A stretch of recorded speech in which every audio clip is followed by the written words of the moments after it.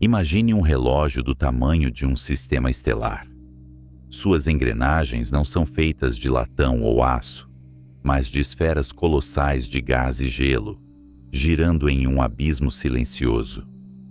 Durante a maior parte da história humana, essas engrenagens giraram isoladas, separadas por distâncias tão vastas, que a luz, a coisa mais rápida que conhecemos, levaria horas para viajar entre elas. Júpiter, Saturno, Urano e Netuno seguiam seus caminhos solitários, indiferentes aos sonhos das criaturas que habitavam o terceiro planeta rochoso a partir do Sol. Mas o tempo cósmico é paciente. A cada 176 anos, uma janela se abre na arquitetura do sistema solar. Como dançarinos respondendo a uma música inaudível, os gigantes gasosos alinham-se em uma curva perfeita, uma estrada gravitacional que se estende para fora, para o desconhecido. Era o ano de 1965, quando Gary Flandro, um estudante de doutorado no laboratório de propulsão a jato da NASA, olhou para os números e percebeu o que estava prestes a acontecer. Seus cálculos, traçados com lápis e papel em uma era de computação rudimentar, revelaram uma verdade urgente. O grande alinhamento estava chegando. O universo estava oferecendo um atalho. Se a humanidade quisesse tocar a orla do espaço interestelar, se quiséssemos ver os anéis de Saturno ou as tempestades de Netuno de perto, teríamos que lançar nossas máquinas no final da década de 1970. Perder essa janela significaria esperar até meados do século 22. O relógio estava correndo e a corrida contra o tempo havia começado. No final do verão de 1977, duas máquinas idênticas aguardavam na plataforma de lançamento em Cabo Canaveral. Elas não eram apenas sondas, eram catedrais de engenharia, construídas para suportar o frio absoluto e a radiação corrosiva. Voyager 2, curiosamente, foi a primeira a deixar o solo, subindo em uma coluna de fogo e fumaça em agosto, seguida por sua irmã gêmea, Voyager 1, em setembro. Elas eram pequenas em comparação com a vastidão que as aguardava, pouco mais pesadas que um carro compacto, eriçadas de antenas e instrumentos, parecendo insetos metálicos prontos para hibernar. Mas para entender a audácia desta missão, devemos olhar para a física que a tornou possível. A tirania da equação do foguete dita que para ir mais longe, você precisa de mais combustível. Mas o combustível adiciona massa, o que requer ainda mais combustível para ser levantado. Pelas regras convencionais, Urano e Netuno estavam além do nosso alcance. A solução foi uma manobra de elegância sublime, conhecida como assistência gravitacional. Imagine um tenista rebatendo uma bola. A raquete transfere sua energia cinética para a bola, acelerando-a. No vácuo do espaço, Júpiter é a raquete.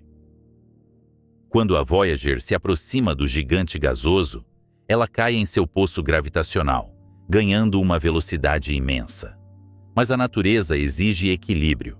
A energia não é criada do nada. Ao ser estilingada para fora, a sonda rouba uma fração infinitesimal do momento angular de Júpiter.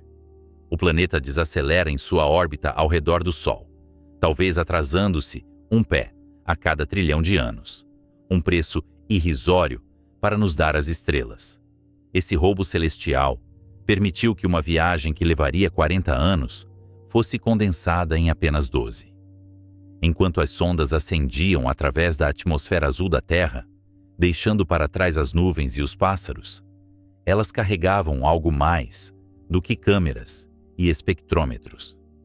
Elas carregavam a alma de seus criadores. Anexado ao flanco de cada nave, protegido por uma capa de alumínio folheado a ouro, estava um disco fonográfico de cobre, também banhado a ouro. O disco de ouro da Voyager. Carl Sagan e sua equipe haviam criado uma mensagem na garrafa para ser lançada no oceano cósmico. Em sua superfície, instruções escritas na linguagem universal da ciência. O hidrogênio, o elemento mais abundante do cosmos, define a escala de tempo e comprimento. Um mapa de pulsares, estrelas mortas, que giram como faróis galácticos, triangula a posição do nosso pequeno Sol na Via Láctea. Se alguma civilização, daqui a 1 milhão de anos, encontrar esses destroços silenciosos à deriva, saberá de onde vieram. Mas é o conteúdo do disco que transforma essa missão de um empreendimento científico em um ato de poesia desesperada. Ali estão codificados os sons da terra, o estrondo do trovão, o canto das baleias, o beijo de uma mãe em seu filho, o som do vento e da chuva. Há saudações em 55 línguas, desde o acadiano antigo, falado na Suméria há 6.000 anos, até o mandarim moderno. Há a música de Bach, a melancolia do blues de Blind Willie Johnson e a percussão do Senegal.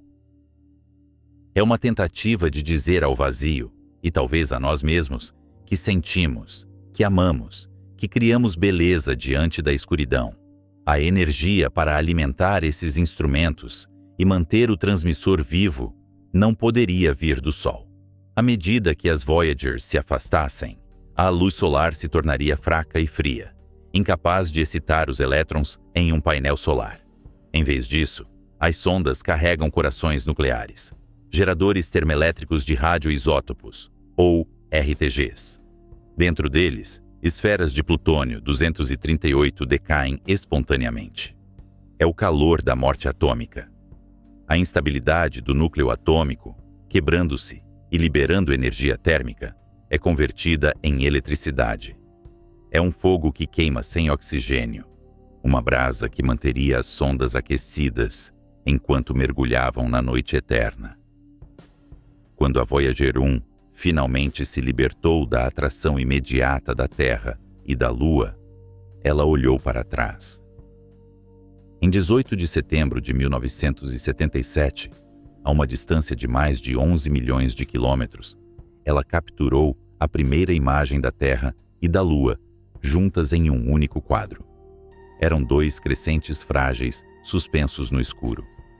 Foi a primeira vez que a humanidade viu sua casa e seu satélite como corpos celestes distintos, unidos pela gravidade, flutuando, isolados. Aquela imagem foi um adeus. Não haveria retorno. A trajetória estava definida. O alvo imediato era o rei dos planetas, Júpiter, mas o verdadeiro destino era o infinito. As sondas cruzaram a órbita de Marte, atravessaram o cinturão de asteroides, desviando-se das rochas que são as sobras da construção do sistema solar. O silêncio ao redor delas era absoluto. A comunicação com a Terra tornou-se um exercício de paciência. Os sinais de rádio, viajando à velocidade da luz, levavam dezenas de minutos para atravessar o abismo. Cada comando enviado era uma aposta de que a sonda ainda estaria lá, funcionando quando a mensagem chegasse. O espaço não é vazio no sentido verdadeiro. É preenchido pelo vento solar, um fluxo constante de partículas carregadas, cuspidas pelo Sol. As Voyagers navegavam nesse vento, estendendo seus sensores para provar o ambiente magnético. Elas eram navios em um mar invisível, registrando as tempestades e as calmarias de um clima espacial que nunca havíamos experimentado diretamente. À medida que 1977 se transformava em 1978 e a Terra completava outra volta ao redor do Sol, as Voyagers se aprofundavam na escuridão. A luz do Sol começou a diminuir, transformando nossa estrela de um disco cegante em um ponto brilhante e intenso no céu. A temperatura despencou. O desafio térmico não era mais dissipar o calor dos componentes eletrônicos, mas impedir que eles congelassem até a imobilidade. Os engenheiros na Terra, trabalhando em turnos no JPL, monitoravam cada batimento cardíaco das sondas, ajustando aquecedores, calibrando giroscópios, preparando as câmeras para o primeiro grande encontro. A magnitude da distância é algo que o cérebro humano luta para compreender. Para a Voyager, a Terra tornou-se apenas mais uma estrela, distinguível apenas pelo conhecimento de suas coordenadas, não pelo seu brilho. Toda a história humana, todas as guerras, todos os amores, todas as vidas que já existiram, estavam contidas naquele ponto de luz que ficava cada vez mais fraco no espelho retrovisor. E à frente, Júpiter crescia. Não mais um ponto de luz errante que intrigou Galileu, mas um mundo de complexidade violenta, um sistema solar em miniatura, esperando para ser revelado. O grande alinhamento havia cumprido sua promessa inicial. A porta estava aberta. As embaixadoras da Terra haviam cruzado a soleira. O ato de lançar essas naves foi talvez o gesto mais otimista que nossa espécie já realizou. Foi uma declaração de que acreditamos no futuro, que acreditamos que haverá alguém ou algo para ouvir nossa mensagem. Ou talvez foi um ato de preservação, uma maneira de garantir que, mesmo que nos autodestruamos em nossos conflitos triviais, uma faísca do que fomos, da música que fizemos e das equações que resolvemos, sobreviva à morte do nosso mundo. Enquanto a Voyager 1 acelerava em direção ao gigante gasoso, preparando-se para o primeiro ato de roubo gravitacional, ela viajava mais rápido do que qualquer objeto feito pelo homem jamais viajara. Ela era uma bala disparada na escuridão, guiada pela matemática de Newton e Einstein, impulsionada pelo fogo de elementos forjados em supernovas antigas. A Odisseia havia começado, mas os verdadeiros mistérios, as maravilhas que reescreveriam os livros de ciência, ainda estavam escondidos nas sombras dos planetas exteriores. O que encontraríamos em Júpiter? O que se escondia sob as nuvens de suas luas? E o mais importante, o que aconteceria quando a influência do Sol finalmente terminasse e o verdadeiro espaço interestelar começasse? O ano é 1965, e o laboratório de propulsão a jato em Pasadena não vibra com o rugido de foguetes, mas com o zumbido monótono de computadores IBM 7094 e o arranhar frenético de grafite sobre papel. Enquanto o mundo lá fora está hipnotizado pela corrida armamentista e pelo fogo visível das missões Apollo, o verdadeiro destino da humanidade está sendo traçado em uma sala sem janelas, iluminada por lâmpadas fluorescentes, onde o pó de giz flutua como nebulosas em miniatura. Ali senta-se Gary Flandro. Ele não é um diretor famoso da NASA, nem um herói de guerra transformado em astronauta. Ele é um estagiário de verão, um estudante de pós-graduação encarregado de uma tarefa que os engenheiros seniores consideravam tediosa demais: calcular as posições futuras dos planetas gigantes exteriores para o final da década de 1970. O que Flandro viu em seus gráficos de dispersão não foi apenas uma série de coordenadas orbitais. Ele viu uma porta se abrindo, uma porta que estivera trancada por quase 2 séculos. Imagine o sistema solar não como um mapa estático, mas como um mecanismo de relojoaria colossal, composto por engrenagens de gravidade e momento angular. Júpiter, Saturno, Urano e Netuno são as engrenagens pesadas deste relógio, movendo-se em ritmos lentos e majestosos, raramente sincronizados.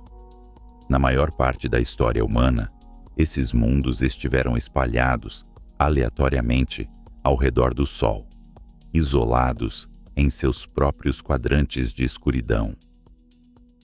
Para visitar cada um deles, uma nave precisaria de quantidades impossíveis de combustível, lutando contra a atração do Sol em uma viagem que levaria mais tempo do que a vida profissional de um cientista. Mas os números de Flandro revelaram uma anomalia geométrica, um alinhamento raro que ocorre apenas uma vez a cada 176 anos. No final da década de 1970, os gigantes gasosos se organizariam em um arco perfeito, uma curva graciosa que se estendia para fora do sistema solar como uma estrada pavimentada com poeira estelar. Essa configuração permitira algo extraordinário. Uma nave poderia roubar um pouco do momento orbital de Júpiter para ser lançada em direção a Saturno, e então repetir a dança com Saturno para alcançar Urano, e depois Netuno. Não seria uma viagem de 40 anos, seria uma viagem de 12. Era o Grande Tour. A natureza, em sua indiferença mecânica, havia oferecido um presente à humanidade, mas o presente vinha com um prazo de validade brutal. Se não lançassem as naves até 1977, a geometria se desfaria, as engrenagens se desencontrariam e a porta se fecharia até meados do século 22. A descoberta de Flandro eletrizou os corredores do JPL, mas a euforia matemática logo colidiu com a parede fria da realidade política. A era das grandes explorações estava sendo sufocada pelo custo da Guerra do Vietnã e pelo orçamento colossal do programa do ônibus espacial. A NASA propôs o Grande Tour. O Congresso, vendo apenas cifras em um balanço, o matou. O sonho de visitar 4 planetas com 2 naves parecia ter evaporado. Os engenheiros receberam ordens para reduzir o escopo. Construam algo mais simples, disseram os burocratas. Vão apenas até Júpiter e Saturno. Esqueçam os gigantes de gelo nas fronteiras do abismo. O projeto foi renomeado para Mariner Júpiter-Saturn. Era uma sombra da visão original, uma concessão à mediocridade terrestre. Mas os arquitetos do infinito no JPL eram astutos. Eles sabiam que a física não obedece a restrições orçamentárias. Eles construíram as sondas, agora batizadas de Voyager, com a robustez necessária para durar apenas 5 anos, o tempo suficiente para alcançar Saturno. No entanto, em segredo, nas entrelinhas do código de computador e na redundância dos sistemas de energia, eles deixaram a opção aberta. Se as sondas sobrevivessem a Saturno e se o clima político mudasse, a trajetória para Urano e Netuno ainda estaria lá, esperando na geometria do espaço. Eles estavam apostando contra o pessimismo de sua própria era, confiando na resiliência de suas máquinas. Enquanto os engenheiros lutavam com trajetórias e blindagem contra a radiação, uma batalha diferente estava sendo travada em um nível mais metafísico. Se essas máquinas fossem bem-sucedidas, se elas realmente navegassem pelas correntes gravitacionais para fora do sistema solar, elas se tornariam os primeiros emissários da humanidade no espaço interestelar profundo. Elas vagariam pela Via Láctea muito depois de o nosso Sol ter engolido a Terra. Carl Sagan entendeu a gravidade temporal desse fato. Ele percebeu que a Voyager não era apenas uma ferramenta de exploração científica, era um monumento. Talvez o único monumento que restaria de nós. Sagan reuniu uma pequena equipe em uma corrida contra o tempo que espelhava a urgência dos engenheiros. A missão deles não era calcular órbitas, mas destilar a essência de toda a experiência humana, biológica e cultural, em um único objeto físico: o disco de ouro. A tarefa era filosoficamente aterrorizante. Como você explica a dor, a alegria, a música e a matemática para uma inteligência que pode não ter ouvidos, olhos ou conceito de tempo? Como você comprime a história de uma espécie em um disco de cobre banhado a ouro de 30 centímetros? A equipe de Sagan trabalhou em um estado de exaltação febril.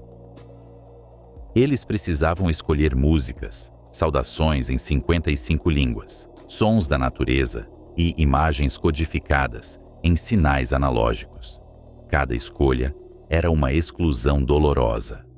Bach foi escolhido por sua estrutura matemática sublime, a arquitetura do som que poderia ressoar com uma mente lógica alienígena. Chuck Berry foi incluído para mostrar a vitalidade bruta e elétrica da juventude humana, apesar das objeções de que o rock and roll era vulgar demais para as estrelas. Havia também o problema da durabilidade. No vácuo interestelar, a erosão não vem do vento ou da chuva, mas do impacto constante de micrometeoritos e partículas de poeira cósmica.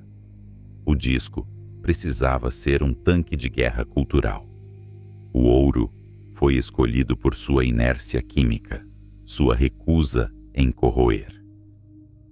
A capa de alumínio protegia o disco, gravada com instruções visuais que usavam a transição hiperfina do hidrogênio neutro como uma chave de decodificação universal, uma constante física que qualquer civilização capaz de viagens espaciais conheceria.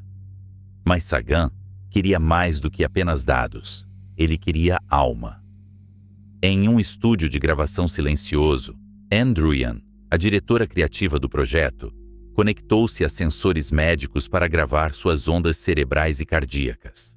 Durante a gravação, ela meditou sobre a história da violência humana, a pobreza e a guerra, mas também sobre o amor profundo que sentia, naquele exato momento, pelo próprio Carl Sagan. O som comprimido de um coração apaixonado foi gravado nos sulcos do disco. Era um fantasma elétrico de uma emoção humana, preservado para durar 1 bilhão de anos, muito depois que os corpos que geraram esse amor tivessem virado pó. O dilema técnico de criar o disco era exacerbado pelos prazos implacáveis. A janela de lançamento de 1977 não podia ser negociada. Os planetas não esperariam pela aprovação dos direitos autorais de uma música ou pela finalização do código de voo. A tensão nos corredores do JPL era palpável. Engenheiros dormiam sob suas mesas. O café substituía a água. Casamentos desmoronavam sob a pressão de construir uma máquina perfeita em um tempo imperfeito. Havia uma ironia cruel na construção das Voyagers. Elas eram as máquinas mais sofisticadas de sua época, possuindo computadores com redundância autônoma, capazes de detectar falhas e trocar para sistemas de backup sem intervenção da Terra.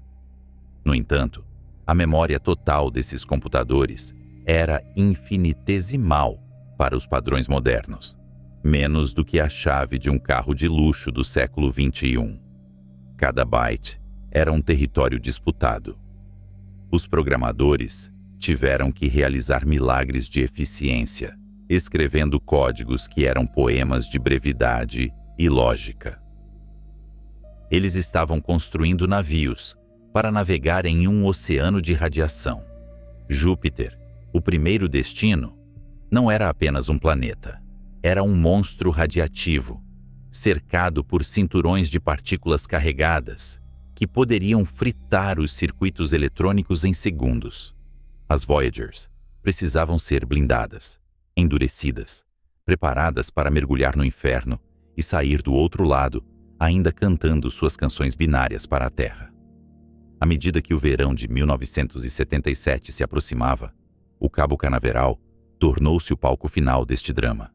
As sondas, envoltas em suas carenagens de lançamento, no topo dos poderosos foguetes Titan III Centaur, pareciam frágeis contra a vastidão do céu da Flórida. Dentro delas, o disco de ouro estava montado, uma cápsula do tempo esperando para ser lançada no rio da eternidade. Gary Flandreau, o estagiário que viu o caminho, e Carl Sagan, o visionário que viu o significado, eram apenas duas peças de um mosaico humano vasto. Milhares de mãos haviam tocado aquelas máquinas. Mãos que soldaram circuitos, que desenharam trajetórias, que lutaram por orçamentos. Todos sabiam que estavam participando de algo que transcendia suas próprias vidas. Eles não estavam apenas lançando um satélite. Estavam lançando a humanidade para fora de seu berço. A contagem regressiva começou não apenas para um lançamento, mas para o fim do isolamento da Terra. O alinhamento planetário estava quase completo. As portas do sistema solar estavam abertas. E na plataforma de lançamento, sob o sol úmido da Flórida, a Voyager 2 estava pronta para partir primeiro. Uma peculiaridade da mecânica orbital que a faria chegar depois da Voyager 1, mas que lhe permitiria manter viva a esperança do grande tour. O fogo se acendeu. O chão tremeu. E enquanto a máquina acendia, rasgando a atmosfera, carregando os sons de beijos, ventos e baleias, uma pergunta silenciosa pairava sobre a fumaça deixada para trás. Estávamos enviando essas mensagens para os outros, ou estávamos enviando-as para nós mesmos, um lembrete desesperado de que existimos, de que fomos capazes de olhar para cima e, por um breve momento, tocar o rosto de Deus com dedos de metal e matemática? A Voyager estava agora à mercê do vazio. Uma pequena garrafa lançada no oceano cósmico, e a costa estava desaparecendo rapidamente. A escuridão entre a Terra e Júpiter é um oceano de nada, um silêncio que dura meses, onde a única companhia é o zumbido dos instrumentos e o brilho distante de um sol que começa a encolher no retrovisor. Mas em janeiro de 1979, o silêncio foi quebrado não pelo som, mas pela visão. O que antes era apenas um ponto brilhante no firmamento, o rei dos planetas, começou a inchar no campo de visão das câmeras da Voyager 1, transformando-se de uma estrela errante em um mundo de terrível majestade. Não estávamos mais olhando para um ponto de luz. Estávamos nos aproximando de um sistema solar em miniatura, um reino governado por uma gravidade tão opressiva que esmaga o hidrogênio até que ele se comporte como um metal líquido em seu núcleo profundo. As sondas, pequenas emissárias de metal e silício, não estavam apenas viajando. Elas estavam prestes a executar a manobra mais perigosa e elegante da história da engenharia. Elas iriam dançar com os deuses. À medida que a Voyager 1 mergulhava no poço gravitacional de Júpiter, a realidade do gigante gasoso se revelava em cores que a humanidade jamais havia testemunhado. O planeta não era uma esfera estática de faixas coloridas, como sugeriam os telescópios terrestres. Era um caldeirão de turbulência fluida, uma tela de pintura a óleo agitada por ventos que sopravam a velocidades supersônicas. As faixas de nuvens não eram linhas desenhadas, mas correntes de jato violentas, girando em direções opostas, criando zonas de cisalhamento onde tempestades do tamanho de continentes nasciam e morriam em questão de horas. E ali, dominando o hemisfério sul, estava a Grande Mancha Vermelha. Durante séculos, os astrônomos a viram como um olho fixo e misterioso. A Voyager revelou sua verdadeira natureza: um anticiclone colossal, uma tempestade de alta pressão maior que a própria Terra, girando em uma fúria eterna. Era um furacão que já rugia quando Galileu apontou sua luneta para o céu e que continuava a girar, indiferente à passagem dos impérios humanos. A sonda nos mostrou que a mancha não estava sozinha. Ela devorava tempestades menores, assimilando sua energia, um predador atmosférico em um mar de amônia e metano. Mas a maior surpresa não estava nas nuvens de Júpiter, mas em seus súditos. As luas galileanas, antes meros pontos de luz orbitando o Pai, revelaram-se mundos com personalidades distintas e violentas.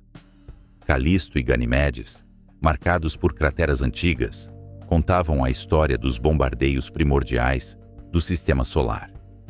Europa, com sua superfície de gelo rachado, sussurrava a possibilidade de um oceano subterrâneo, um abismo líquido onde a vida poderia, talvez, encontrar um refúgio longe do calor do Sol. E então, houve Io. A passagem por Io reescreveu nossa compreensão da geologia planetária em um único instante. Esperávamos ver um mundo morto, congelado no tempo como a nossa Lua. Em vez disso, a Voyager 1 enviou imagens de um mundo manchado de amarelo, vermelho e preto, parecendo uma pizza cósmica grotesca. Não eram crateras de impacto, eram vulcões. Linda Morabito, uma engenheira de navegação, notou uma nuvem estranha na borda do satélite. Era uma pluma vulcânica, subindo centenas de quilômetros no espaço. Io estava vivo, convulsionando em agonia. A imensa gravidade de Júpiter puxava Io de um lado, enquanto as luas irmãs Europa e Ganimedes puxavam do outro, esticando e comprimindo a rocha sólida do satélite como se fosse massa de modelar. Esse atrito interno gerava um calor infernal, transformando o interior de Io em magma e fazendo dele o corpo mais vulcanicamente ativo do sistema solar. Pela primeira vez, vimos a Terra criando a si mesma fora do nosso próprio planeta. Mas a Voyager não podia parar para admirar a vista. Ela tinha um encontro marcado com a física. A aproximação de Júpiter não era apenas para turismo, era um roubo necessário. Para chegar a Saturno e além, a sonda precisava de mais velocidade do que qualquer foguete químico poderia fornecer.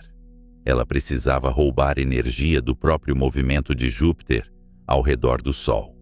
Imagine um patinador agarrando o braço de um parceiro, girando rapidamente e sendo arremessado com força redobrada. A Voyager mergulhou atrás do planeta, caindo em direção a ele, acelerando furiosamente. Mas, em vez de colidir ou entrar em órbita, ela passou de raspão, usando o momento linear do planeta para se catapultar para fora. Júpiter, em troca, foi retardado em sua órbita. O gigante gasoso pagou um pedágio cósmico infinitesimal. Sua órbita ao redor do Sol foi atrasada em cerca de 1 pé a cada trilhão de anos, um preço irrisório para nos dar as estrelas. A sonda saiu do encontro gritando através do vácuo, agora viajando a velocidades que a levariam para fora do plano da eclíptica ou em direção ao próximo gigante, Saturno. A Voyager 2 seguiu sua irmã meses depois, refinando as observações, capturando a dança complexa da magnetosfera de Júpiter, uma bolha magnética pulsante tão vasta que, se fosse visível a olho nu da Terra, pareceria maior que a lua cheia. Ela confirmou que o sistema joviano era um motor dinâmico, bombeando partículas carregadas, gerando auroras que fariam as luzes do norte da Terra parecerem velas apagadas e emitindo ondas de rádio que cantam através do cosmos. Com Júpiter ficando para trás, reduzido novamente a um ponto brilhante, as sondas voltaram seus olhos para a joia da coroa do sistema solar. Saturno esperava, não como um monstro de tempestades, mas como uma catedral de gelo e luz. Durante séculos, Saturno foi o limite do universo conhecido, o guardião do tempo, cercado por anéis que Galileu confundiu com orelhas e Huygens identificou como um disco. Mas quando as Voyagers chegaram em 1980 e 1981, descobriram que a perfeição geométrica dos anéis vista da Terra era uma ilusão de distância. De perto, os anéis não eram folhas sólidas de matéria. Eram uma sinfonia caótica de bilhões de partículas, desde grãos de poeira até pedregulhos do tamanho de casas, todos orbitando em um plano incrivelmente fino. As imagens revelaram que os anéis principais eram subdivididos em milhares de anéis menores, como os sulcos de um disco de vinil cósmico, cada um tocando uma nota gravitacional diferente.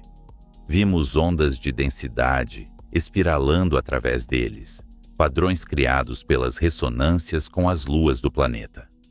Vimos os spokes, ou raios, sombras fantasmagóricas que giravam sobre os anéis, possivelmente poeira levitada por forças eletrostáticas, desafiando nossa compreensão da mecânica orbital clássica. E entre esse caos ordenado, encontramos os pastores, pequenas luas, como Prometeu e Pandora, cujas órbitas beiravam as bordas dos anéis, usando sua gravidade sutil para manter as partículas de gelo na linha, pastoreando o rebanho gelado e impedindo que ele se dissipasse no espaço. A complexidade era estonteante. O que parecia ser uma estrutura simples e elegante era, na verdade, um ecossistema dinâmico de colisões, agregações e rupturas, governado pelas leis de Kepler, mas executado com a violência de uma avalanche. A maior decepção e, paradoxalmente, a maior promessa de Saturno veio de sua lua gigante, Titã. A única lua no sistema solar com uma atmosfera densa. As expectativas eram altas de que poderíamos ver a superfície, talvez oceanos de metano ou continentes de gelo. Mas Titã era tímido. A Voyager 1 foi programada para passar perigosamente perto de Titã, sacrificando uma visita a Urano e Netuno para obter um olhar íntimo. O que ela viu foi uma esfera impenetrável de neblina alaranjada. A atmosfera era espessa, rica em nitrogênio e hidrocarbonetos, uma sopa química que os cientistas acreditavam ser semelhante à da Terra primordial antes do surgimento da vida. Embora as câmeras não pudessem penetrar o véu, os sensores provaram que ali, sob o frio esmagador, chovia metano e nevava compostos orgânicos complexos. Titã não era apenas uma lua, era um laboratório criogênico esperando para ser destravado. Um mundo onde os blocos de construção da vida caíam do céu como maná congelado. Após o encontro com Saturno, os caminhos das gêmeas divergiram para sempre. A Voyager 1, tendo cumprido sua missão prioritária de estudar Titã, usou a gravidade de Saturno para ser lançada para o norte, fora do plano das órbitas planetárias. Ela ascendeu, deixando para trás o disco onde os planetas vivem, subindo em direção à escuridão interestelar, tornando-se o objeto feito pelo homem mais rápido e distante da história. Ela olhou para trás uma última vez, vendo os mundos que visitou encolherem, preparando-se para a longa solidão. A Voyager 2, no entanto, manteve-se no plano. Sua trajetória foi calculada com precisão cirúrgica. Saturno não foi o fim, mas apenas mais um degrau na escada. O Grand Tour continuava. À sua frente jaziam os gigantes de gelo, Urano e Netuno, mundos que nunca haviam sido visitados, pontos azuis e verdes que guardavam segredos nas fronteiras do Império do Sol. A dança dos gigantes havia terminado para uma, mas para a outra, o palco apenas se expandia, e o frio do espaço profundo começava a penetrar nos ossos da máquina. O que acontece quando deixamos a luz dos gigantes conhecidos e nos aventuramos onde o Sol é apenas mais uma estrela brilhante no céu? O que reside nos reinos onde o vento solar começa a falhar e o frio absoluto do espaço interestelar pressiona contra a bolha da nossa existência? Há um ponto na escuridão onde a luz deixa de ser uma companheira constante e se torna apenas uma memória distante. Após a despedida triunfante de Saturno, a Voyager 1 ascendeu acima do plano da eclíptica, como um alpinista que finalmente alcança o cume e decide não mais olhar para o vale, mas sim para o céu aberto.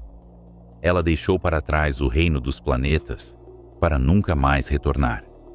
Mas sua irmã gêmea, a Voyager 2, permaneceu presa ao destino orbital, condenada e privilegiada a continuar mergulhando mais fundo no abismo.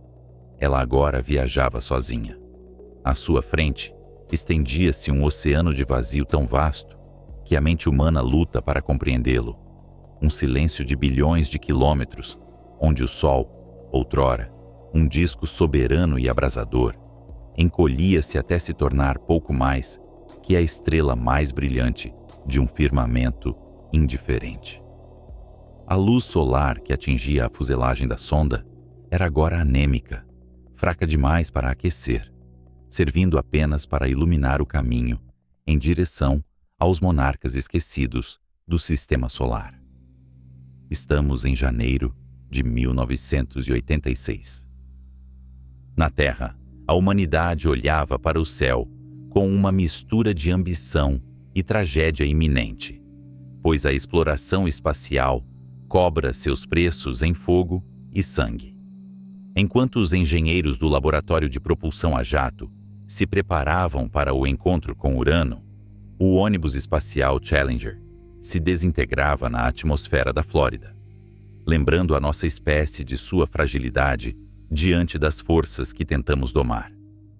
Foi nesse luto silencioso, com bandeiras a meio mastro, que a Voyager 2 chegou ao seu destino, trazendo notícias de um mundo que não se importava com as tragédias dos homens. Urano surgiu não como os gigantes turbulentos de Júpiter ou Saturno, mas como uma esfera de cianita polida, um olho pálido e impassível, fixo na eternidade. A primeira coisa que desafiou a lógica dos cientistas foi a postura do planeta. Enquanto os outros mundos giram como peões elegantes sobre a mesa do Sistema Solar, Urano rola. Seu eixo de rotação está inclinado de tal forma que seus polos apontam quase diretamente para o Sol. É um mundo deitado, um gigante que tombou em alguma catástrofe cósmica primordial. Talvez um choque violento com um protoplaneta do tamanho da Terra nos dias tumultuados da formação do sistema. Essa inclinação cria estações que duram décadas, mergulhando hemisférios inteiros em invernos de escuridão absoluta e verões de luz perpétua. Mas a Voyager 2 revelou que a atmosfera de Urano escondia segredos sob sua névoa monótona de metano. O planeta era mais frio do que deveria ser. Ao contrário de seus irmãos maiores, que irradiam calor interno remanescente de sua criação, Urano parecia termicamente morto, irradiando pouco mais energia do que recebia do Sol distante. Era um túmulo gelado flutuando no vácuo. No entanto, o verdadeiro caos residia em seu campo magnético. Imagine um coração que não bate no peito, mas no ombro. O centro magnético de Urano não estava alinhado com o centro do planeta, nem com seu eixo de rotação.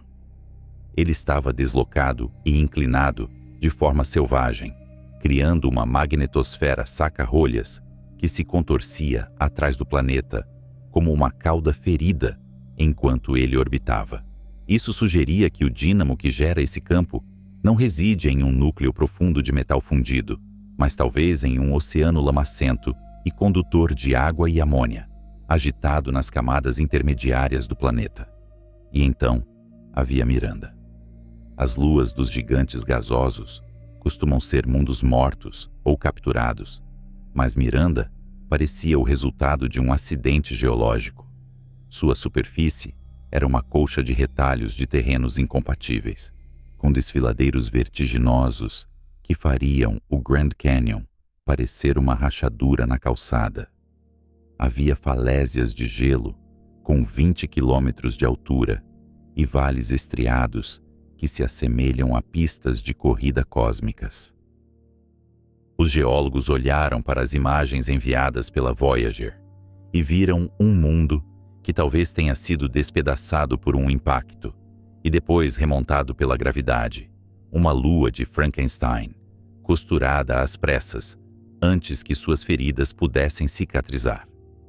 A sonda passou por Urano em silêncio, roubando um pouco de seu momento angular para se impulsionar para a última etapa de sua missão planetária.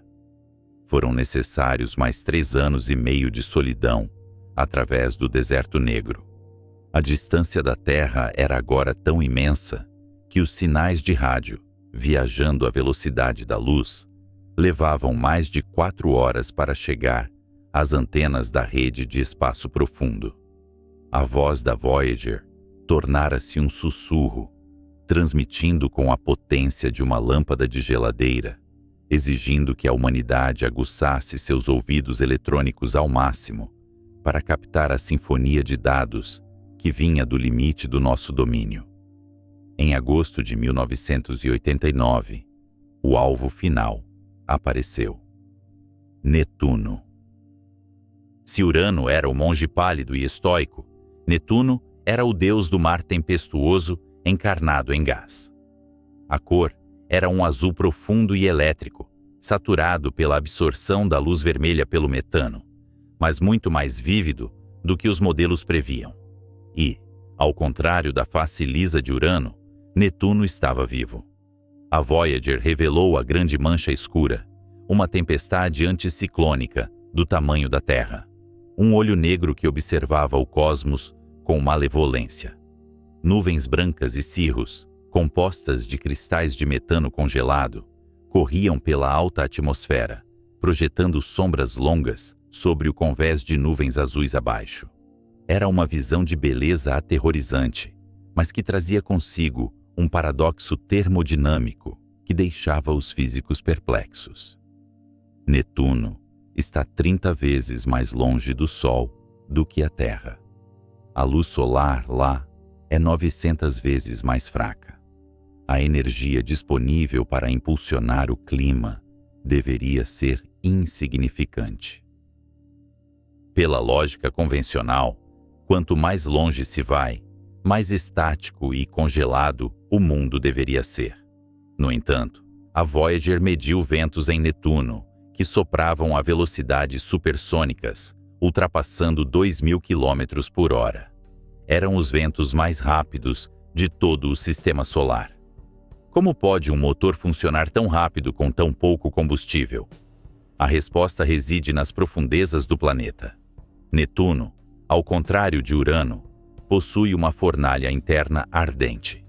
Ele irradia mais de 2 vezes a energia que recebe do Sol. Esse calor primordial, preso desde o colapso gravitacional que formou o planeta há bilhões de anos, sobe através das camadas de fluido denso. É essa energia interna, borbulhando de baixo para cima, que agita a atmosfera fria, criando uma máquina térmica de eficiência brutal. O contraste entre o calor do núcleo e o frio absoluto do espaço cria a turbulência necessária para gerar os furacões titânicos que a sonda observou. Mas a maior surpresa aguardava não no planeta, mas em sua lua, Tritão. Tritão é um rebelde. É a única grande lua do sistema solar que orbita na direção oposta à rotação do seu planeta.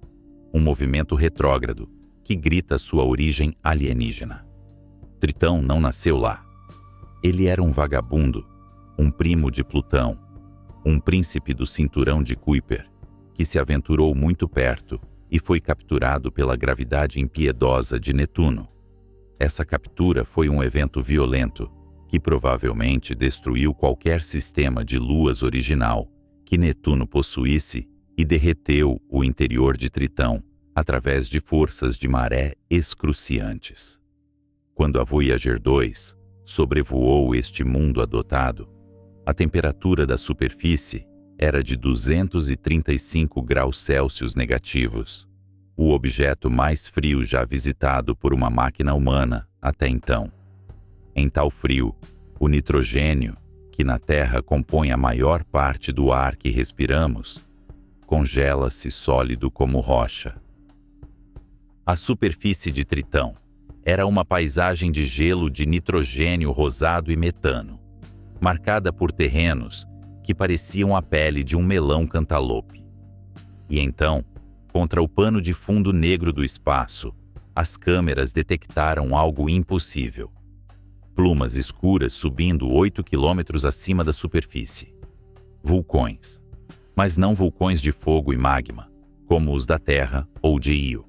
Estes eram criovulcões, geysers de nitrogênio gasoso e poeira escura, explodindo através da crosta congelada. Mesmo àquela distância inimaginável do Sol, a tênue luz solar era suficiente para aquecer o nitrogênio preso sob o gelo translúcido, criando um efeito estufa de estado sólido. A pressão aumentava até que o gás rompia a superfície, lançando material para a estratosfera tênue, onde os ventos o carregavam, criando longas estrias negras sobre o solo rosado. Era a prova definitiva de que o sistema solar não morre em silêncio nas suas bordas. Mesmo onde o Sol é apenas uma estrela, há geologia, há energia, há movimento. Tritão é um mundo geologicamente vivo, respirando plumas de poeira no vácuo, um monumento à complexidade persistente da natureza. Ao completar o sobrevoo de Netuno, a missão planetária da Voyager 2 chegou ao fim. A sonda mergulhou abaixo do plano dos planetas, seguindo uma trajetória solitária em direção ao sul galáctico. Atrás dela, os gigantes de gelo encolhiam, voltando a ser pontos de luz indistinguíveis. A grande tour estava completa.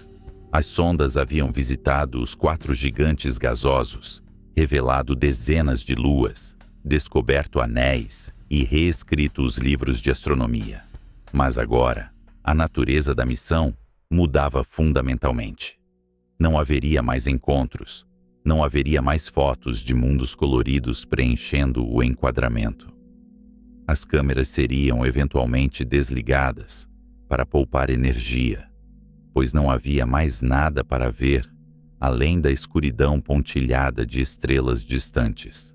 O que restava era o silêncio e os sensores de partículas. As Voyagers deixavam de ser exploradoras de terras e tornavam-se marinheiras do vazio absoluto, buscando a fronteira final, onde o vento que sopra do Sol colide com os ventos que sopram das estrelas. Elas navegavam agora, não por mapas, mas pela textura do próprio espaço, sentindo a densidade do plasma, a força dos raios cósmicos, ouvindo o sussurro magnético da galáxia. Elas viajavam para o lugar onde o domínio do Sol termina. Mas onde exatamente fica essa fronteira? É uma linha desenhada na areia cósmica? Ou uma zona de transição turbulenta? Um recife onde as correntes solares quebram contra o oceano interestelar? Enquanto a Voyager 2 se afastava de Netuno, deixando para trás o último posto avançado da humanidade, ela levava consigo um disco de ouro, uma mensagem em uma garrafa lançada no oceano cósmico, e a pergunta que assombrava seus criadores: quão longe precisamos ir para estarmos verdadeiramente fora de casa? Há um silêncio que precede a tempestade, mas no vácuo insondável, a 18 bilhões de quilômetros da Terra, não há ar para carregar o som, nem ouvidos para escutar o trovão. Existe apenas a vibração da matéria, o tremor infinitesimal de partículas que viajaram por eras, apenas para colidir em uma fronteira invisível. Imagine um navio antigo, com suas velas gastas e madeira rangendo, navegando para longe da segurança do porto, cruzando a linha onde as águas calmas da baía encontram a violência irrestrita do oceano aberto. As sondas Voyager, esses emissários de metal e silício, aproximaram-se não de uma linha desenhada em mapas celestes, mas de uma parede física de pressão e fogo frio. Durante décadas, viajamos dentro de uma bolha protetora. O Sol, nossa estrela-mãe, não é apenas uma fonte de luz e gravidade. Ele é um motor que exala, uma fornalha que respira incessantemente, soprando uma torrente de partículas carregadas em todas as direções. Essa exalação estelar esculpe uma cavidade na galáxia, uma esfera de influência soberana onde as leis do nosso sistema solar reinam supremas. Mas essa soberania não é infinita. Há um ponto onde a vontade do Sol falha, onde seu sopro morre e cede lugar às correntes vastas e antigas que fluem entre as estrelas. Nós chamamos esse lugar de fronteira, mas para a física é um campo de batalha. Antes de atingir o abismo final, as naves tiveram que atravessar a zona de turbulência conhecida como bainha heliosférica. Aqui, o vento que impulsionou o sistema solar por bilhões de anos começa a vacilar. Imagine um rio caudaloso despejando-se em um lago estagnado. A água rápida, ao encontrar a massa inerte, amontoa-se, agita-se e aquece. Da mesma forma, o fluxo supersônico de partículas solares, que viajava a velocidades vertiginosas, chocou-se contra a pressão acumulada da galáxia e desacelerou abruptamente para velocidades subsônicas. O vento solar dobrou-se sobre si mesmo, criando um caos magnético, uma estrada engarrafada de íons e elétrons que se debatiam na escuridão. As Voyagers, surdas e cegas para a beleza visual que não existia ali, sentiram essa mudança através de seus sensores envelhecidos. O campo magnético tornou-se errático, aumentando de intensidade, como se a nave estivesse subindo uma encosta íngreme e invisível. Elas estavam navegando contra a correnteza, empurrando contra a maré galáctica que tentava invadir nosso santuário. E então, aconteceu. Para a Voyager 1, o momento chegou no verão terrestre de 2012, embora o sinal levasse horas para alcançar as antenas da rede de espaço profundo. Não houve um clarão de luz, nem uma barreira física que pudesse ser tocada. A mudança foi sutil, mas para os olhos atentos da ciência, foi tão dramática quanto a queda de um precipício.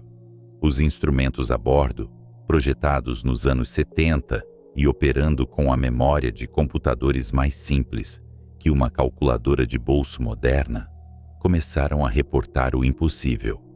A contagem de partículas originárias do Sol, aquelas companheiras constantes que banharam a fuselagem da nave por 35 anos, despencou. Foi como se o vento tivesse parado subitamente. Simultaneamente, a detecção de raios cósmicos galácticos, partículas de alta energia nascidas em explosões de supernovas distantes e buracos negros vorazes, disparou. A nave havia saído da bolha, mas a confirmação definitiva, a assinatura irrefutável de que havíamos deixado casa, veio de uma medição de densidade. O espaço dentro da heliosfera é quente e rarefeito. O espaço interestelar, por outro lado, é frio e denso. É um oceano comprimido pelo peso de estrelas mortas e nuvens moleculares gigantes. Em circunstâncias normais, a Voyager 1 não teria como medir essa densidade diretamente, pois seu instrumento de plasma havia falhado anos antes. O destino, no entanto, interveio com uma violência poética. Uma ejeção de massa coronal, uma erupção solar ocorrida meses antes, viajou através do sistema solar e alcançou a nave naquele momento crítico. Essa onda de choque fez o plasma ao redor da Voyager vibrar, como uma corda de violino tangida por um dedo fantasma. O instrumento de ondas de plasma captou essa oscilação.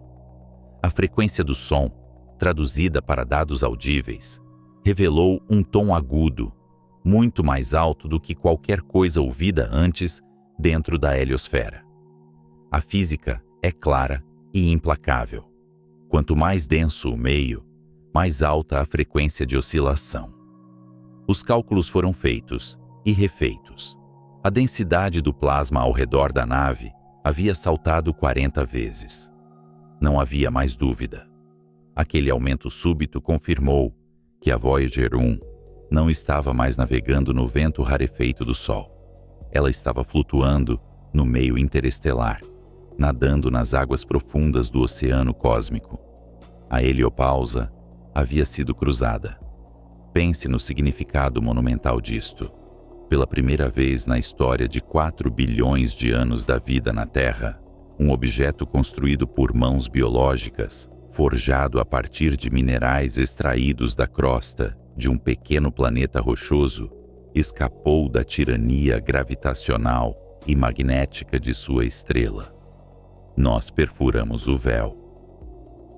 6 anos depois, a Voyager 2 confirmou que a travessia de sua irmã não fora uma anomalia. Em novembro de 2018, ela também sentiu o vento solar morrer e o frio galáctico abraçá-la. Mas a Voyager 2, com seu instrumento de plasma ainda funcional, nos deu uma visão ainda mais detalhada dessa transição.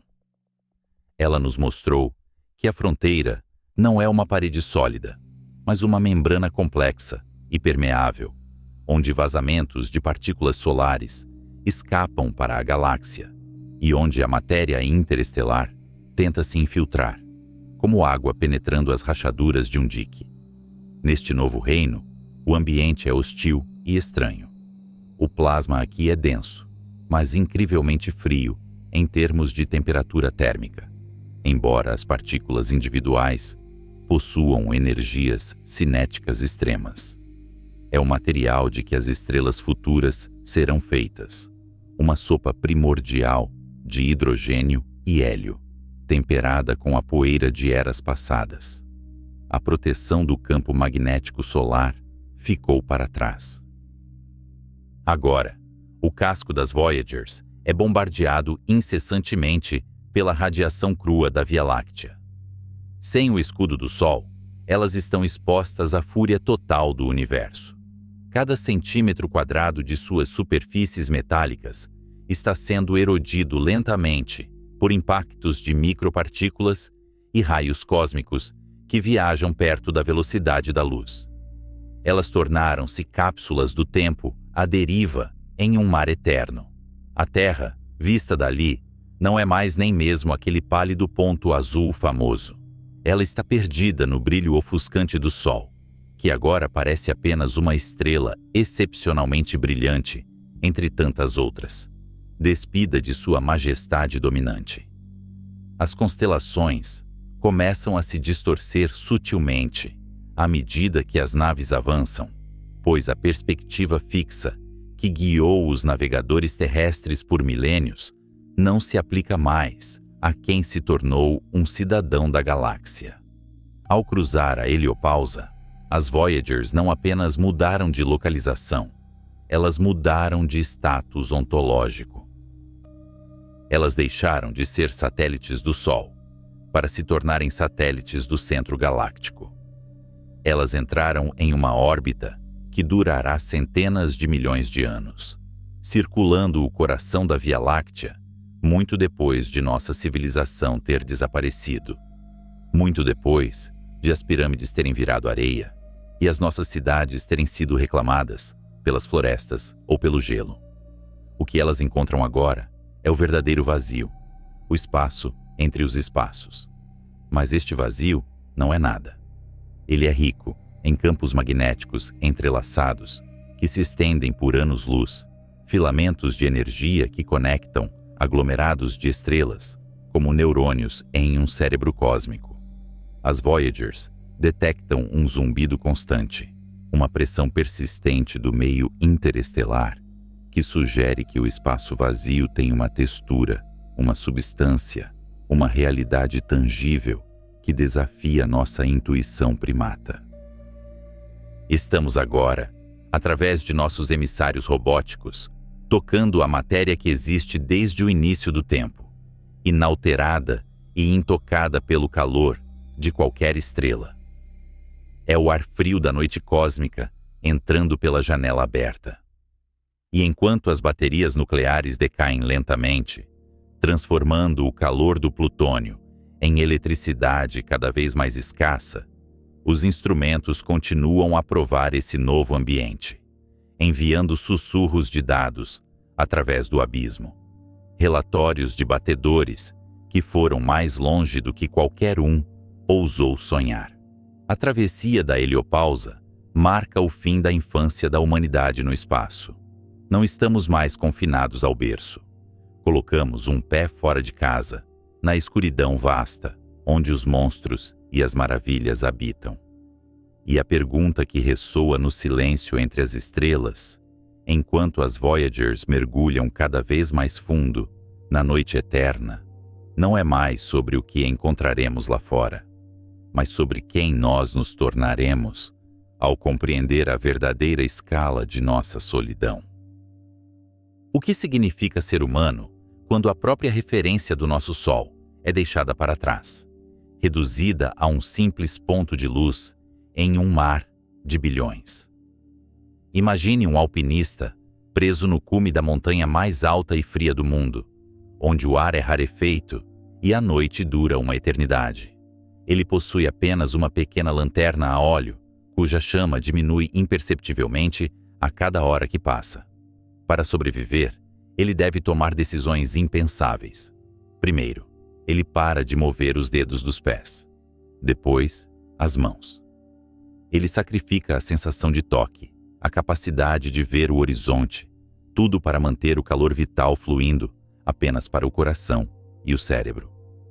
Esta é a realidade solitária e brutal que as sondas Voyager enfrentam agora. Não no topo de uma montanha terrestre, mas no abismo insondável, além da esfera de influência do nosso Sol. Estamos testemunhando o crepúsculo das máquinas. Não há violência neste fim, nem explosões cataclísmicas ou colisões dramáticas. Há apenas o frio implacável da termodinâmica e a marcha inexorável do tempo. As Voyager, outrora os olhos curiosos da humanidade, perscrutando as tempestades de Júpiter e os anéis de Saturno, transformaram-se em pacientes geriátricos no vácuo, lutando para manter a consciência enquanto seus corpos falham lentamente. O coração desta luta é uma esfera de cerâmica quente, pulsando com o calor do decaimento radioativo. Os geradores termoelétricos de radioisótopos, ou RTGs, são a alma destas naves. Dentro deles, o plutônio 238, um isótopo instável forjado em reatores nucleares na Terra, desintegra-se espontaneamente. É uma fogueira atômica que não precisa de oxigênio, convertendo a violência da física nuclear em um fluxo constante de calor, que, por sua vez, é transformado em eletricidade por termopares bimetálicos. Mas a natureza dessa fogueira é traiçoeira. Ela obedece a uma curva descendente escrita nas leis fundamentais da matéria. A cada ano que passa, a produção de energia cai cerca de 4 watts. É uma hemorragia lenta e imparável. Quando as sondas partiram da Flórida na década de 70, elas rugiam, com centenas de watts de potência, acendendo todos os instrumentos como uma árvore de Natal cósmica. Agora, nas profundezas da década de 2020 e além, elas operam com a energia de uma lâmpada de geladeira fraca. Este cenário impôs aos engenheiros do laboratório de propulsão a jato um dilema cruel, uma espécie de triagem médica à distância de 24 bilhões de quilômetros. Eles se tornaram os executores de uma eutanásia parcial e calculada. Para que a nave viva, partes dela devem morrer. O processo começou há muito tempo, mas intensificou-se à medida que as sondas cruzavam o limiar para o espaço interestelar. A primeira grande perda foi a visão. As câmeras, responsáveis pelas imagens que redefiniram nossa compreensão do cosmos, foram desligadas. Não porque estivessem quebradas, mas porque na escuridão eterna entre as estrelas não há nada para ver que justifique o custo energético de manter seus olhos aquecidos. Foi um cegamento voluntário, um sacrifício da estética em prol da sobrevivência. As naves continuam a voar, mas voam cegas, sentindo o caminho através de campos magnéticos e partículas de plasma, em vez de observar luas e planetas. A seguir, veio o frio. O espaço profundo não é apenas vazio. é um dissipador de calor voraz, drenando a temperatura de qualquer objeto até o equilíbrio próximo ao zero absoluto. Para combater isso, as Voyager possuem aquecedores elétricos estrategicamente colocados, mas a energia escasseou. Os engenheiros na Terra enviaram comandos que demoraram quase um dia inteiro para chegar às sondas, viajando à velocidade da luz, ordenando que desligassem os aquecedores de instrumentos vitais, como o subsistema de raios cósmicos. A expectativa na sala de controle era palpável, uma tensão silenciosa que atravessava o abismo.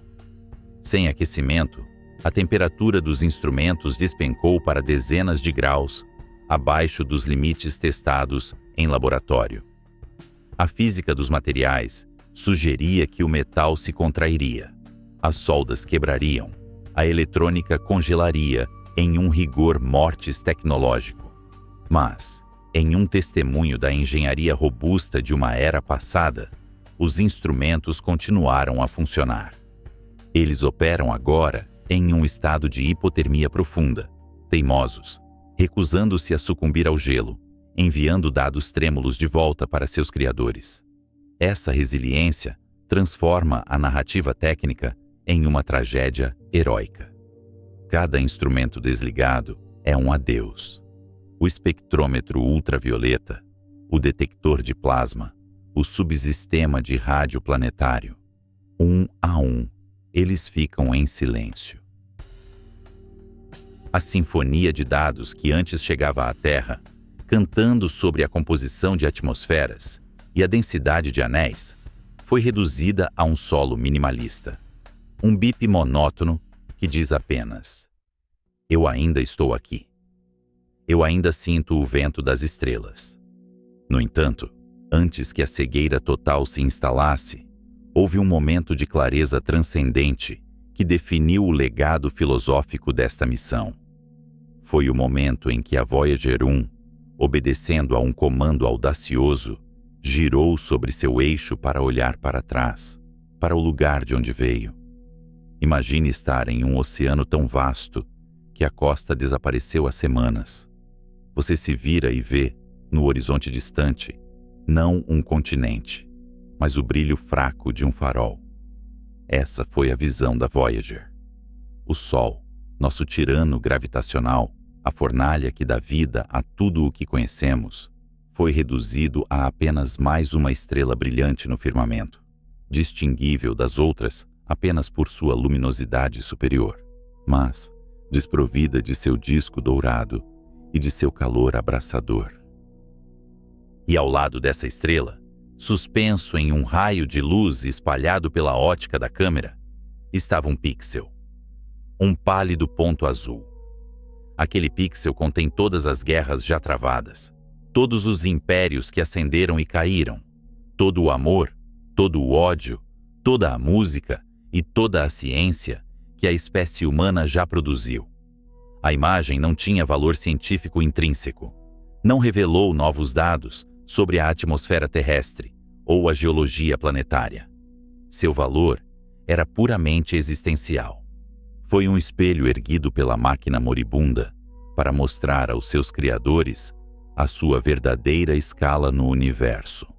A fotografia do pálido ponto azul transformou as Voyager de meras ferramentas de exploração em portadoras de uma verdade humilhante.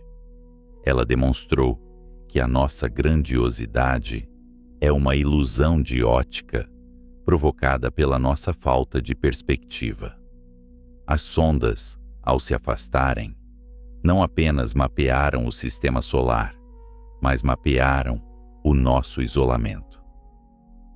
Elas nos mostraram que a Terra é uma ilha solitária de vida em um arquipélago de rochas mortas e gás gelado, cercada por um oceano de noite que se estende por distâncias que a mente humana mal consegue compreender. Agora, enquanto os geradores de plutônio esfriam e a tensão elétrica cai para níveis críticos, as Voyager entram em sua fase final de operação.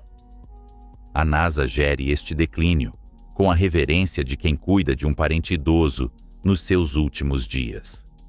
Há planos de contingência, sequências de desligamento final, protocolos para extrair o último bit de dados antes que o transmissor não tenha mais força para gritar através do vazio. Chegará o dia, talvez na próxima década, em que o último watt será consumido. O transmissor ficará mudo. Os giroscópios pararão de girar. O computador de bordo, uma relíquia de processamento que possui menos memória do que a chave de um carro moderno, cessará suas operações lógicas.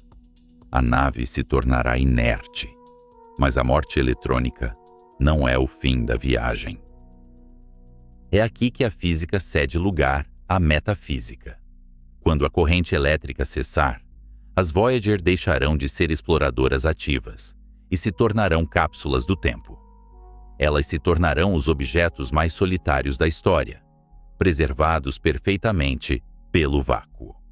Sem oxigênio para oxidar o metal, sem água para corroer os circuitos, sem vento para erodir a superfície, elas permanecerão imaculadas. O disco dourado, afixado na lateral de cada sonda, contendo saudações em 55 línguas, sons de baleias, o choro de um bebê e a música de Bach e Chuck Berry, sobreviverá muito depois que as pirâmides do Egito tiverem virado pó e as próprias placas tectônicas da Terra tiverem reconfigurado os continentes irreconhecivelmente. Elas se tornam, neste silêncio crepuscular, monumentos à nossa audácia. Elas são a prova física de que uma espécie de primatas evoluídos em um planeta aquático teve a inteligência para entender a gravidade, a habilidade para forjar metais raros e a coragem para lançar uma garrafa ao mar cósmico. A agonia energética das sondas é, portanto, um processo de transubstanciação. Elas estão deixando de ser máquinas que fazem coisas para se tornarem ícones que significam coisas.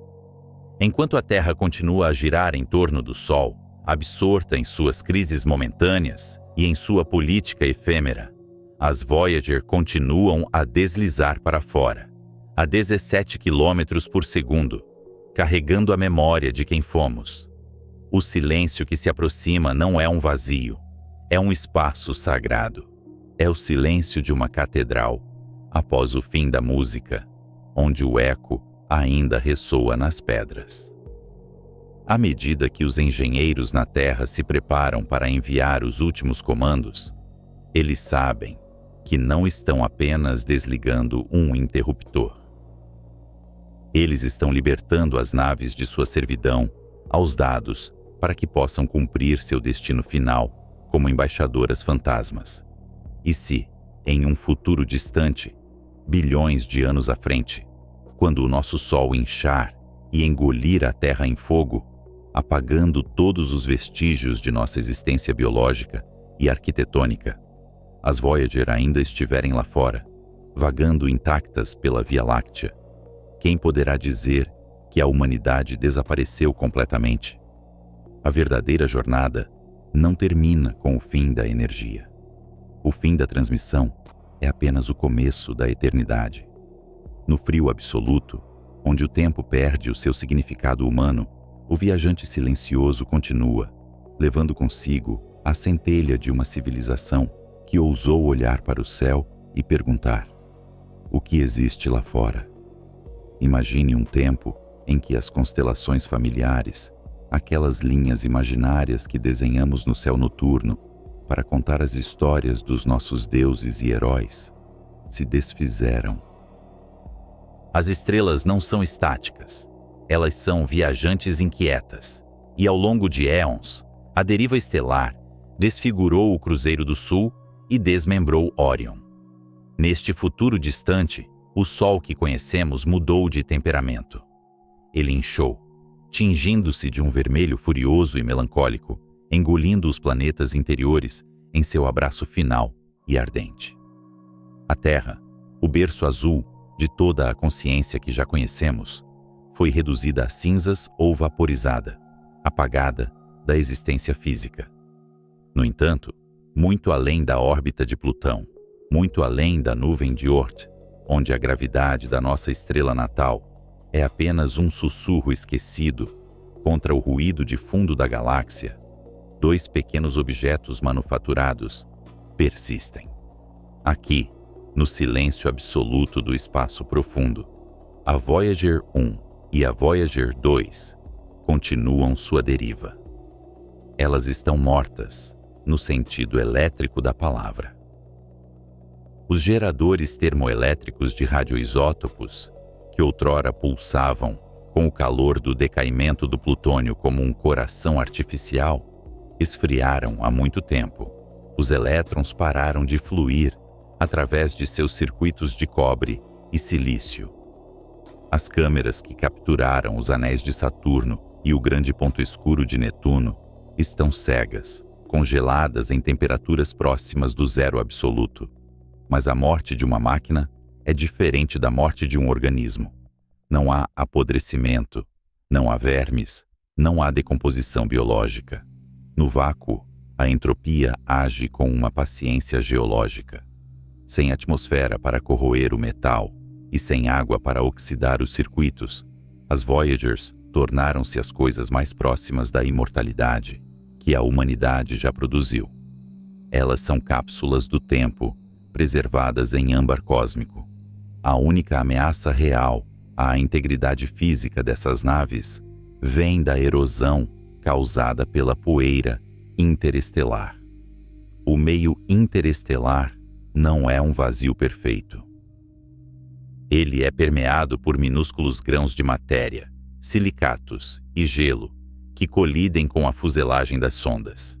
Embora essas colisões ocorram em nível microscópico, ao longo de milhões de anos, elas agem como uma lixa cósmica, desgastando lentamente as mantas térmicas e as antenas parabólicas. É uma erosão mais lenta do que o vento moldando as montanhas de Marte, um processo de desgaste átomo por átomo.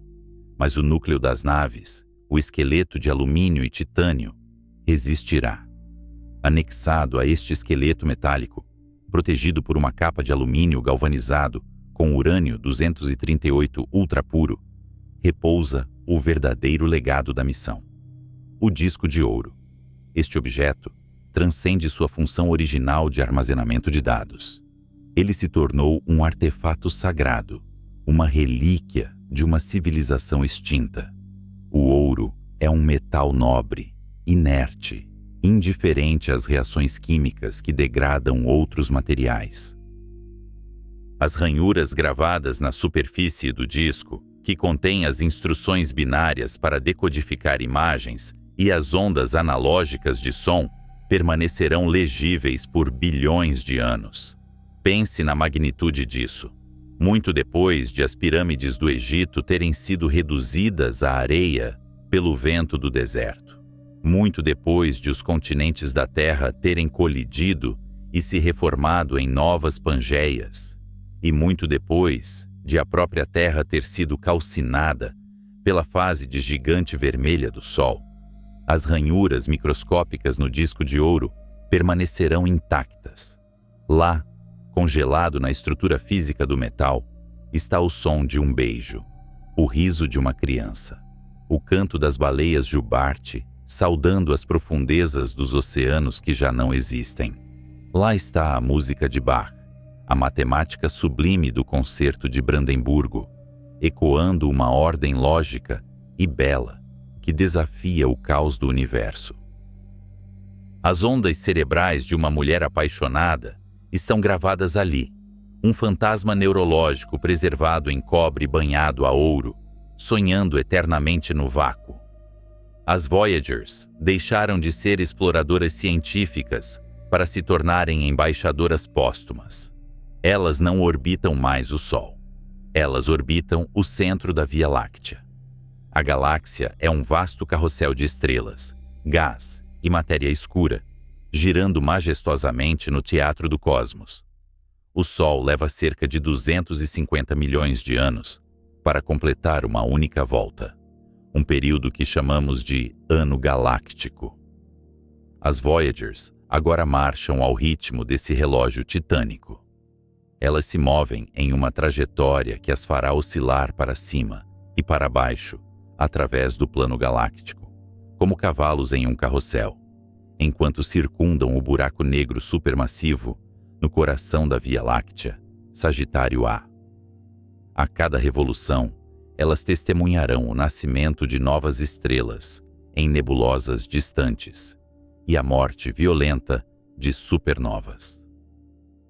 Elas passarão por nuvens moleculares gigantes e atravessarão os braços espirais densos, onde a gravidade de bilhões de estrelas puxa e empurra em uma dança complexa.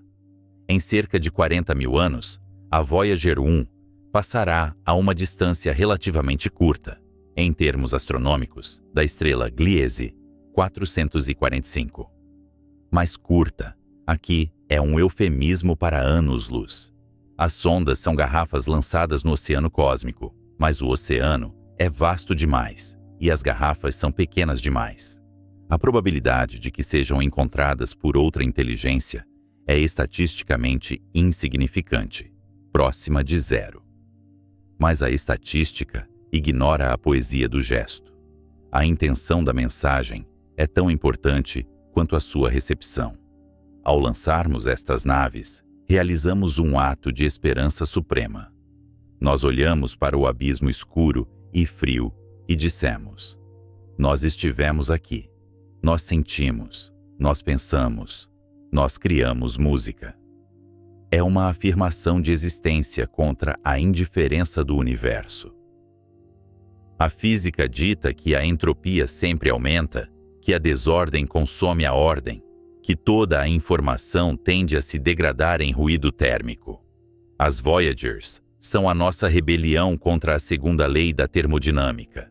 Elas são uma tentativa de preservar a informação organizada, a estrutura de uma sinfonia, a sintaxe de uma saudação em 55 línguas, contra a dissolução final. Imagine o futuro extremamente remoto, a era da degeneração estelar. O universo está escurecendo. A formação de estrelas cessou à medida que o hidrogênio livre foi exaurido. As galáxias tornaram-se cemitérios povoados por anãs brancas, estrelas de nêutrons e buracos negros. A luz tornou-se uma mercadoria rara. O frio é absoluto. Nesta escuridão invasora, as duas pequenas naves continuam sua vigília silenciosa. O ouro do disco ainda brilha fracamente, refletindo a luz das estrelas moribundas. Elas são os últimos vestígios materiais da humanidade. Se houver algum observador neste futuro crepuscular, alguma consciência que navegue pelas ruínas da Via Láctea, as Voyagers aparecerão como anomalias inexplicáveis. Elas seriam artefatos de uma era dourada, quando o universo era jovem e rico em energia, quando planetas azuis orbitavam estrelas amarelas estáveis, e quando os seres biológicos olhavam para cima e ousavam estender as mãos para tocar o infinito. Para essa inteligência futura, decifrar o disco de ouro seria como nós encontrarmos uma pintura rupestre, intacta, mas com uma complexidade infinitamente maior. Eles veriam as imagens de nós comendo, bebendo, correndo, construindo. Eles veriam nossa anatomia e nossa arquitetura. Eles ouviriam a música. Será que a música faria sentido para uma mente nascida eons depois da nossa extinção? A harmonia, o ritmo, a melodia são universais ou são idiosincrasias da nossa biologia? Talvez a matemática por trás da música de Bach seja a pedra de Roseta que permita a comunicação através do abismo do tempo. A matemática é a linguagem da natureza e a música é a matemática sentida. Mesmo que nunca sejam encontradas, mesmo que vaguem sozinhas, até que a própria matéria comece a se desintegrar no decaimento dos prótons, o sucesso da missão não diminui. O valor das Voyagers reside no fato de que elas existem. Elas transformaram o espaço interestelar de um vazio desconhecido em um lugar onde a humanidade deixou sua marca. Nós estendemos nosso alcance físico para além do berço do sistema solar. Nós nos tornamos uma espécie interestelar, não através da colonização, mas através da delegação. Enviamos nossos emissários mecânicos para onde nossa carne frágil não poderia ir. Enquanto a Via Láctea continua sua rotação majestosa e indiferente, e enquanto o universo se expande em direção ao seu destino frio e solitário, as Voyagers carregam a chama da nossa memória. Elas são o monumento definitivo da nossa curiosidade. Não construímos pirâmides de pedra para desafiar o tempo. Construímos pássaros de metal e os ensinamos a voar para sempre. E assim, a história da humanidade não termina com o fogo ou o gelo na Terra.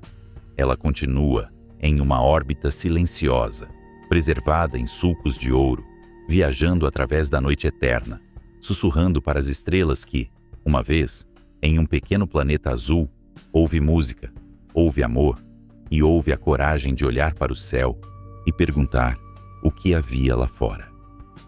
O que é mais duradouro? A pedra que resiste ao vento ou a canção que viaja pelo vácuo?